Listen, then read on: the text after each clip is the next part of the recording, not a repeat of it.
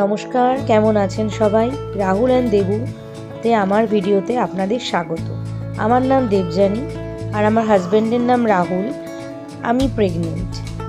আর এই ব্লগে আমি আপনাকে আমার মেয়ে থেকে মা হয়ে ওঠার গল্পটি শোনাবো। আমি 9 মাসের প্রেগনেন্ট এবং কালকে আমার ডেলিভারি ডেট।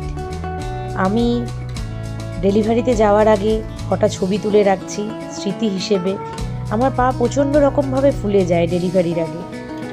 আর এটা রাতে একদম অনেক রাত অবধি আমি জেগেছিলাম। কাল আমার অপারেশান, এই ভেবে মনে অনেক ভয় করছিল, কারণ আমিও তো একটা মেয়ে ছিলাম আর কালকে আমি মা হতে চলেছি। আমার ভয় লাগছে। আর আমি এগোলাম হসপিটালের দিকে উদ্দেশ্যে। হসপিটালের রুমে গিয়ে আমার মুখ দেখে আপনারা বুঝতে পারবেন যে আমি কতটা ভয়ে আতঙ্কে রয়েছি আর কতটা আমার কষ্ট হচ্ছে যে আমি কীভাবে কাঁদছি। আমার পা প্রচণ্ড রকমভাবে ফুলে গেছে। জানি না কার এরকম ফোলে। যদি আপনাদের এরকম কোনোদিনও অবস্থার সম্মুখীন হয়েছেন তাহলে অবশ্যই জানাবেন, কারণ এই মুহূর্তটা যে মা হয়েছে সেই বুঝবে। আর ভীষণ রকমের একটা ভয় অনুভূত হচ্ছে। আর কিছুক্ষণ পরই আমাকে ওটিতে নিয়ে যাবে। আর বিশাল একটা ভয় হচ্ছে মনের মধ্যে, সে বলে ব্যক্ত করতে পারবো না। আবার এদিকে আনন্দও হচ্ছে যে এই আমি মা হতে চলেছি। তা আমার হাতে চ্যানেল করে দিয়েছে, আমাকে স্যালাইন দিয়েছে আর কিছু ইঞ্জেকশানও দিয়েছে।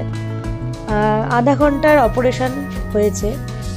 আধা ঘন্টার মতো অপারেশানে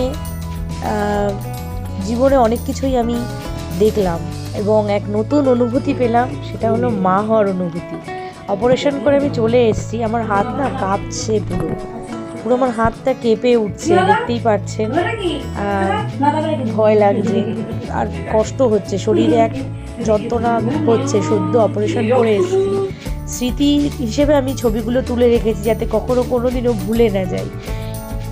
আর অবশেষে 9 মাসের প্রতীক্ষার পর সোনাকে প্রথম হাতে পাওয়া। আমাকে আবার পরের দিন খেতে দিল ডাল, রুটি, আবার একটা ডিম সিদ্ধ। খেয়ে আমার গ্যাস হয়ে গেছিলো। দুপুরে ভাত দিয়েছিল, শাক দিয়েছিল, ডাল, মাছ।